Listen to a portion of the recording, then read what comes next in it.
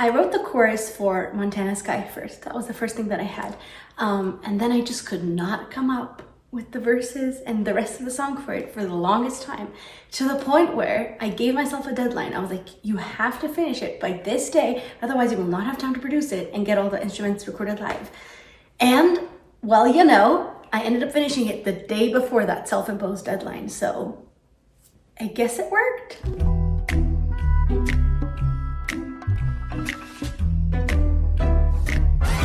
Here's verse 1.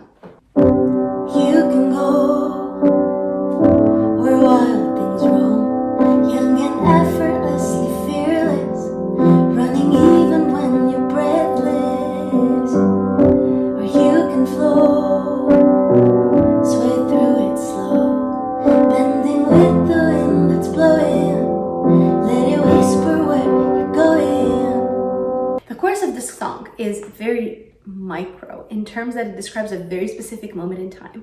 And so what I was struggling with the verses is, how do I expand on that? I was usually used to having my choruses do something a little bit more widespreading, if you will, like a macro type of chorus where you describe an idea. But here it was the exact opposite. The chorus described a very specific moment, which meant that my verses had to be more vague and describe ideas and concepts. And so I had a really hard time what that would be. Kind of brainstorm a little bit, and I realized that at its core, this song is a song about being human, about the human experience, you know? And I wanted to, in a way, say that it doesn't matter how you approach life, you know, you can go where wild things roam. And I love that line, because it always reminds me of Antelope Valley in Yellowstone, where I was a few years ago.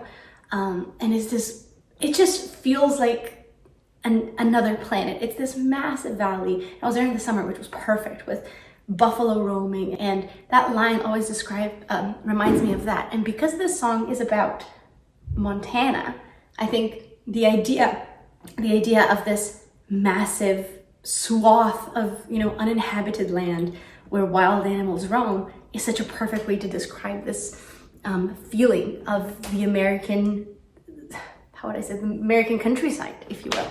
And so it really serves as an analogy of saying, you can go where wild things roam, young and effortlessly fearless, running even when you're breathless. You know, you can go for things, you can go into the unknown, especially when you're young, kind of do things without thinking them through, or you kind of push through things because they don't feel as hard. You know, you haven't been, in a way, like battered by life. You just kind of want to go for it.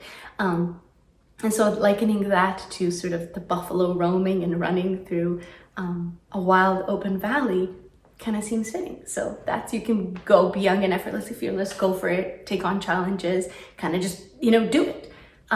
Or you can flow, sway through it, slow, bending with the wind that's blowing, let it whisper where you're going, you know, or you can approach it with more thought, but like, you can prefer a slower life. And I like the idea of you can flow, sway through it. So swaying, because right after that, it says bending with the wind that's blowing. I kept thinking about a tree, you know, like the roots deeply planted, but then the leaves and the branches kind of sway in the wind.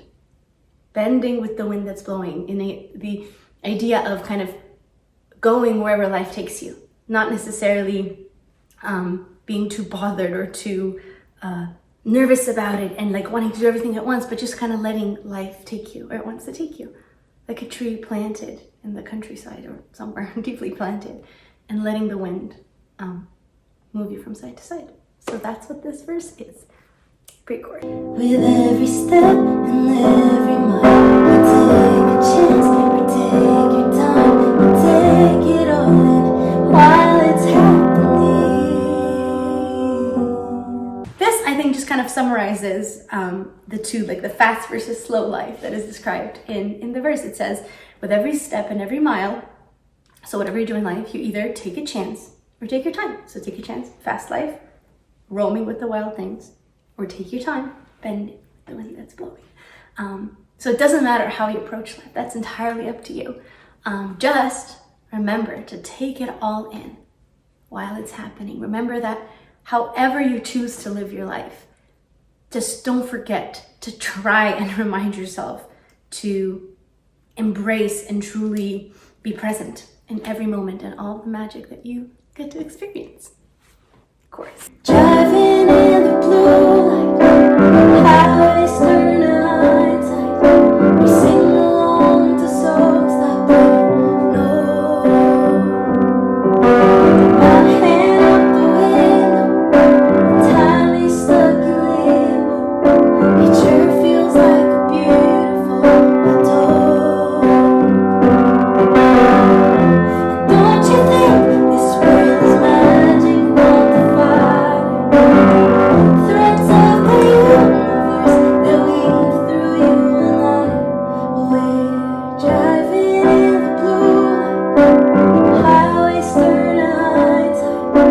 I felt it all under Montana sky.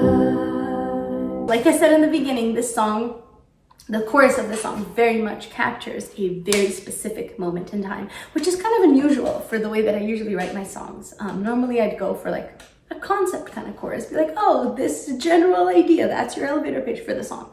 But here it's the exact opposite. And this is what I wrote at first. A bunch of different events that I think kind of resulted in me writing this. Just finished binging this TV show on Hulu, A Murder at the End of the World. In the first episode of that TV show, there's this incredible scene with the two main actors who are driving in the blue light, singing along to a song. I think it's Annie Lennox's No More I Love Yous. Dooba dooba doop doop doop. Ah, no more I love yous. Anyways, that song, if you guys can look it up, like No More I Love Yous, Murder at the End of the World, you'll see. It's a perfect scene. And they're driving there. Her hand is, I think it's at the window. And they're trying to sing along to the song, but they clearly don't know the lyrics.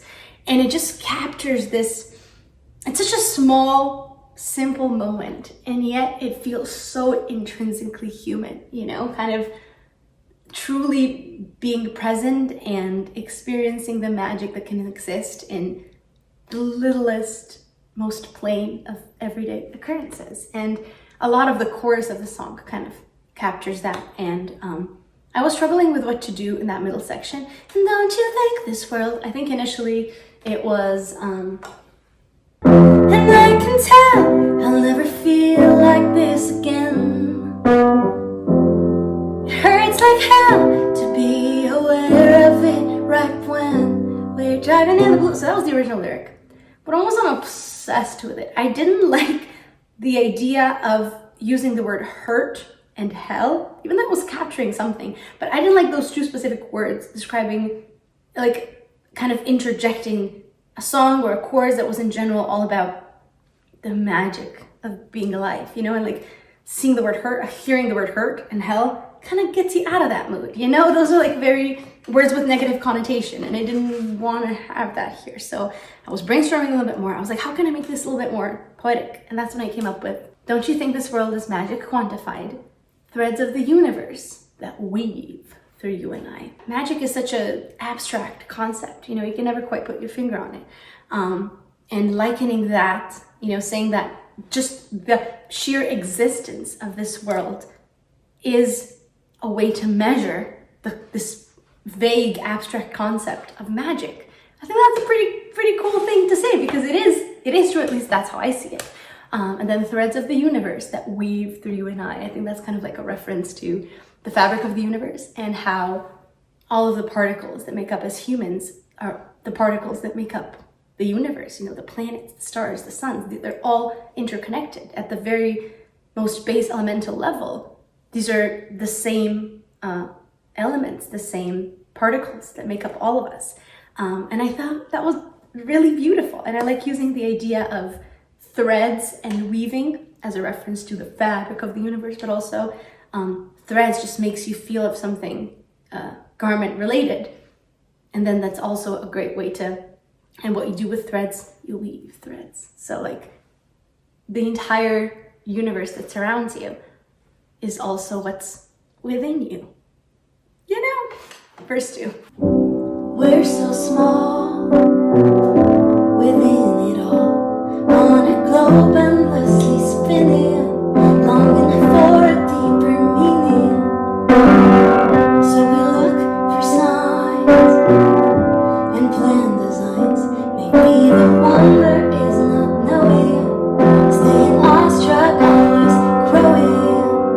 The first verse describes a personal experience of being alive, how you choose to approach your life. And this one is more us as a humanity, as a civilization, how we approach our existence, and it talks about how we're on a globe just endlessly spinning, the ever-expanding universe, and we're just floating right through it and spinning it. And I think that it's such a basic human quality, intrinsic human quality, to try and look for meaning in things. We always try to make sense of things. I think the human brain is not comfortable with abstract thought or concepts. We always want to get to the bottom of things. So we look for signs and plan designs.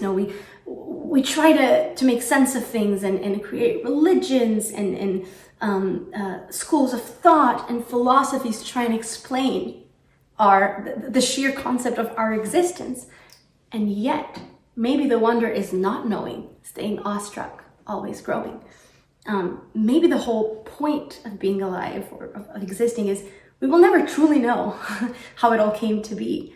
But maybe that's what's beautiful about it. Maybe the point is not to try and get to the bottom and try to find some sort of a definitive conclusion and reasoning. Maybe it's about not ceasing to be amazed by it all and always striving to be better and growing.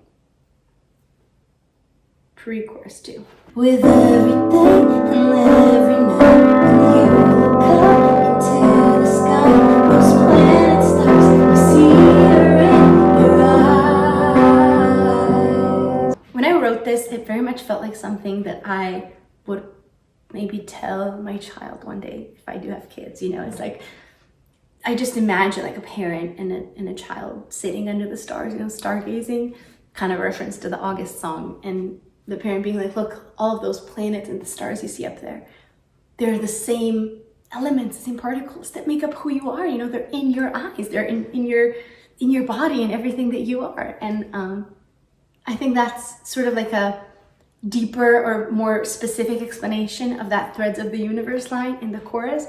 But also, it's very comforting to think about that. I don't know, just whenever I hear that line, I'm like, wow, that is awesome. That's pretty cool. It's fascinating and beautiful, and it brings like a certain warmth to my heart. I think it's very heartwarming to think of that. Bridge. Feel the stardust, hear the air, his face dancing in our hair. There's no end, there's no beginning, just the cosmos ever spinning. You will never say goodbye. I see you when the seagulls fly. There's no end, there's no beginning, just the cosmos ever spinning. Feel the stardust, hear the air. Feel the stardust is kind of like, hey, kind of be present in the moment. Realize the fact that everything that's around you is the same thing that makes up stardust. Hear the air, kind of that same idea, but also when you're driving in a car and it's kind of going faster, and obviously we know that the window is down because it says my hand out of the window in the chorus. So when you're driving in a car and it's kind of going fast and your window is down, you hear the air whooshing by. So that's kind of a reference to that as well. There's no end, there's no beginning, just the cosmos ever spilling. It goes back to the idea that we're all made up of the same elements, you're dust, and to dust you shall return kind of thing.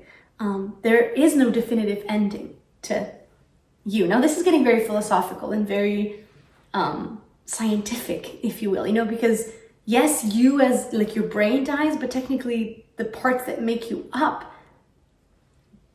seep into the ground, and then all of a sudden, trees and plants grow out of that. So there is no definitive ending, beginning. It's all intertwined. It's just the cosmos, Latin word for space, ever spilling.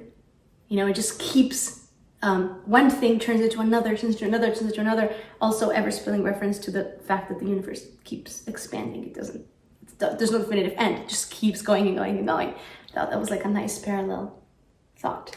And then, you will never say goodbye. I'll see you when the seagulls fly. Kind of that same idea of, a dead body. Oh, this is dark. Well, not really. I guess it's about how you view it. But, body decomposes and it becomes, in a way, almost a fertilizer, food, like nourishment for new life to grow out of it. Same idea, you know, you will never say goodbye. I'll see you when the seagulls fly. And the idea that who you are in its most elemental form, and seagulls, again, are composed of the same elements, of the same tiny microscopic particles. So I will see you, I will think of you when the seagulls fly. And I think that's another really beautiful thing to, if you lose someone that you love, that with time you can become to recognize that we never really truly are gone, because the whole world is kind of like an interconnected web of life that ever spills and expands. And that is that. I think if I didn't write anything after this song, I would be at peace, because I think more so than anything else I've ever written, it captures my view of the world. And that is, in a way, immortalized now that, I don't know why I'm changing up, immortalized with the song being released. And I'm glad that I was able to write this. I hope I will still look back on it decades from now and be like, yeah, I like this song. This says something that I felt like I needed to say or wanted to document as believing in. And I hope it does provide some comfort for you, and perhaps a tiny reminder to try and see the magic in our tiny little globe spinning through space. Alrighty. Driving in the blue